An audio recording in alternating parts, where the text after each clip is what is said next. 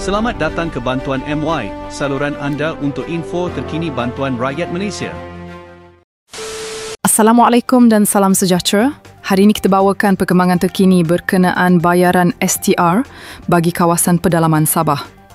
Ramai masih belum tahu sebenarnya program penunaian STR tanpa akaun bank ni dah pun bermula sejak 21 Jun dan akan berlangsung sehingga 30 Julai 2025. Sah ya, bukan khabar angin. Maklumat ini telah disahkan oleh pihak Perbendaharaan Malaysia Sabah.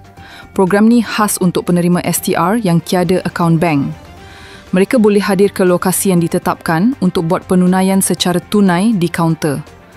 Antara lokasi pertama yang terlibat, Kuala Penyu, Dewan Datuk Shah Bandar Makang. Kota Marudu, Dewan PPR Korong. Kota Marudu, SK Magandal. Kaunter dibuka seawal 8 pagi hingga 2.30 petang. Program ni digerakkan melalui kaunter bergerak BSN yang diletakkan di lokasi-lokasi pedalaman. Jadi siapa yang layak dan dah lulus STR boleh hadir ikut jadual yang ditetapkan. Penting untuk tahu, ini hanya untuk penerima sedia ada. Permohonan baru atau rayuan yang belum diketahui statusnya tidak perlu hadir ke kaunter buat masa ini.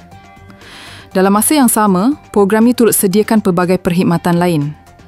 Kaunter semakan dan kemaskini permohonan, pembukaan akaun bank baru, khidmat nasihat untuk permohonan STR, tempoh kemaskini dan permohonan baru STR masih dibuka dan akan ditutup pada 30 Julai.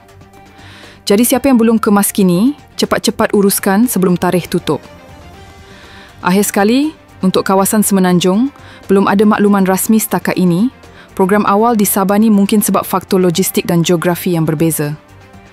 Apapun, kita tunggu pengumuman selanjutnya daripada pihak berwajib. Sekian dulu info hari ini. Terima kasih kerana menonton. Jangan lupa subscribe untuk perkembangan terkini.